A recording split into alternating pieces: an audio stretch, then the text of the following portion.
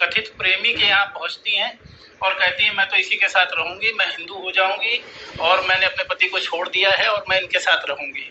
और वो परिवार भी इनको पूरी तरह स्वीकार कर लेता है। तमाशा वहाँ से शुरू होता है।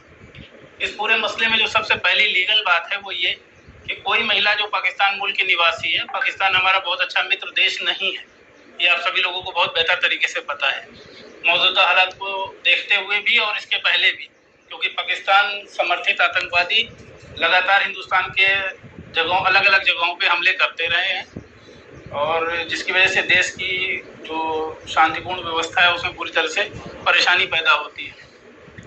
तो उस देश के किसी भी नागरिक को, चाहे वो महिला हो या पुरुष, अगर वो बिना पासपोर्ट, बिना वीज़ा के, वैलिड ग्राउंड के, बिना सरकार की परमिशन के आकर के रहती है तो उसको कैसे रहने दिया जाता है, ये सबसे पहली बात है। ठीक है, इसमें सरकार को मैं कहूँगा कि हिंदुस्तान की सरकार ने भी इसमें चूक की है कहीं ना कहीं, और उसको यहाँ पर रहने की कोई परमिशन देने की कोई आवश्यकता नहीं थी, ना देनी चाहिए थी आने के बाद, और आने के बाद उसे सीधे जेल भेज देना चाहिए और डिपोर्ट कर देना चाहिए था पाकिस्तान। तो अभी तक सीमा हैदर को परमिशन दी गई है या नहीं दी गई है, इस संबंध में मुझे जानकारी नहीं है, लेकिन उसने कोई एप्लीकेशन बनाया है, ऐसा सुनने में आया है कि उसने राष्ट्रपति को कोई एप्लीकेशन दी है, लेकिन राष्ट्रपति को डायरेक्ट एप्लीकेशन देने का प्रोविजन है या नहीं, ये तो वो लोग बेहतर जाने जिन्होंने दिलवाई है। कोई वकील साहब हैं, मैं नाम लेना नहीं चाहूँगा, सीमा हैदर के भाई हैं, बोले भाई का नाम जानते होंगे, बहुत प्रसिद्ध हैं, बहुत सारे बड़े मुकदमों में बहुत तरीके से बहुत अच्छे लोगों की पैरवी उन्होंने की है।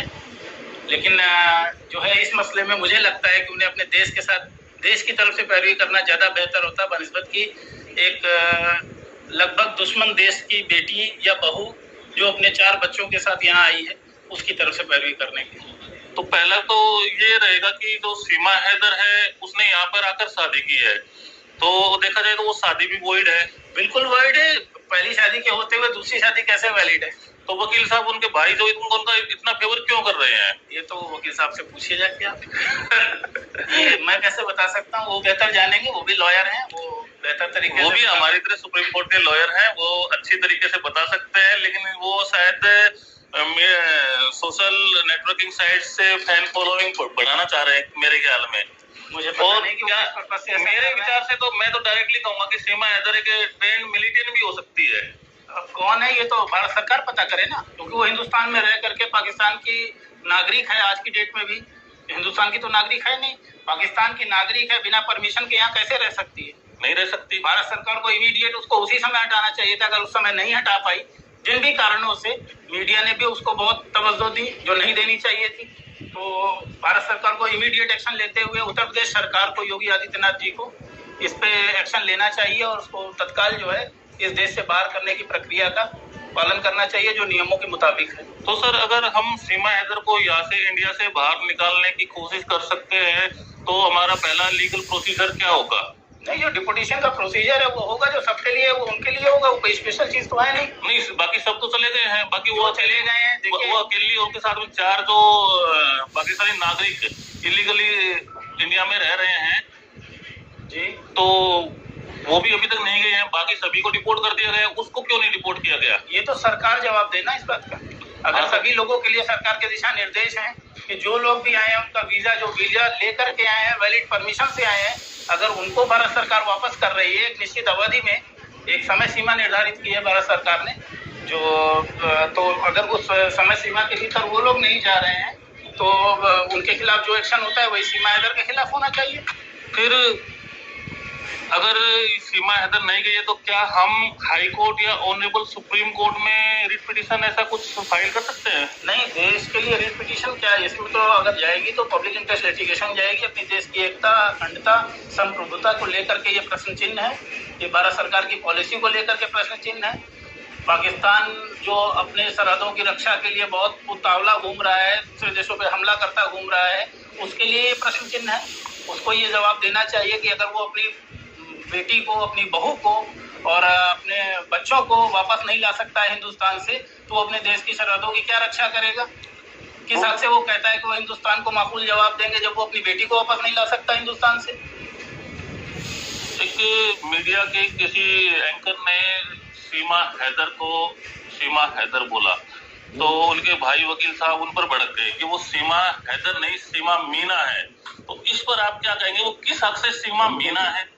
ये तो वो लोग बेहतर बताएं जो उसको इस तरफ की तरफदारी कर रहे हैं कि सीमा मीना है। वो तो सीमा है और सीमा हैदर है, क्योंकि उसका तलाक तो हुआ नहीं अभी तक। ऑन रिकॉर्ड कहीं पर भी उसका तलाक के कोई डॉक्यूमेंट्स नहीं है। चारों बच्चे पहले पति से हैं जो हैदर है, तो वो सीमा हैदर है। सीमा हैदर की हैसियत से वो हिंदुस्तान में दाखिल हुई, अभी तक उसको परमिशन नहीं मिली रहने की भी। और वो ना ही किसी स्पेशल एक्ट के थ्रू उन्होंने कोई शादी की है, ना ही हिंदू मैरिज एक्ट के अकॉर्डिंग शादी की है। अगर हिंदू मैरिज एक्ट के अकॉर्डिंग देखे तो भी सेक्शन 5 की जो कंडीशन को फुलफिल करता है वो मैरिज वो वैलिड होती है। उसने तो अभी तक अपने हस्बैंड को तलाक ही नहीं दिया, तो वो मैरिज भी वैलिड नहीं है, उसकी वॉइड मैरिज है। कुछ भी नहीं है। हिंदुस्तान के और पाकिस्तान के कानूनों को दोनों को देखते हुए जो पर्सनल लॉ है, जो मुस्लिम पर्सनल लॉ जो भी हैं, और जो हिंदू पर्सनल लॉ जो हिंदू मैरिज एक्ट है, उन दोनों के हिसाब से उसकी शादी, अगर ये शादी ये कहते भी हैं, अभी तक इन्होंने कहीं ये कहा नहीं है कि इन्होंने शादी की है, लेकिन अगर फिर भी ये कहीं कहते हैं कि ये शादी है इनकी और ये वैलिड है, तो वो कहीं भी किसी भी पैरामीटर पे खड़े नहीं उतरते हैं। वो मैरिज तो खैर इन्होंने ऑन रिकॉर्ड भी कहा है, कैमरे के सामने भी कहा है कि इन्होंने शादी कर ली है। तो शादी करना अलग बात होती है कि मैरिज वैलिड है या वॉइड है, दैट्स डजंट डिपेंड मैटर। और दूसरा मेरा मेन ये होगा कि आप उसको सीमा हैदर कहेंगे या सीमा मीणा कहेंगे? नहीं, मेरे हिसाब से तो सीमा हैदर थी, सीमा हैदर है और सीमा हैदर रहेगी जब तक कि वो अपने पहले पति को तलाक दे करके ना आए, और हिंदुस्तान में रहने का उसको कोई हक नहीं है जब तक कि भारत सरकार उसको परमिशन ना दे। भारत सरकार के प्रॉपर परमिशन देने के बाद ही वो भारत में रहने की हकदार है, नागरिक भी नहीं, रहने की हकदार वो तब है जब भारत सरकार उसको परमिशन दे। अगर भारत सरकार की परमिशन के बगैर वो रह रही है तो उसी तरह से है जैसे पाकिस्तानी जासूस हिंदुस्तान में रहते हैं। और जहां तक मुझे ये लगता है कि आदमी 20 किलोमीटर के बाद में भाषा बदल जाती है, 40 किलोमीटर के बाद में पानी बदल जाता है। तो वो पाकिस्तान से 500-700 किलोमीटर से यहाँ आई है। मैं हरियाणा से हूँ, आज तक मेरी बोली का लहजा नहीं बदला है। दिल्ली में मैं इतने सालों से सुप्रीम कोर्ट में प्रैक्टिस कर रहा हूँ। आप यूपी से कानपुर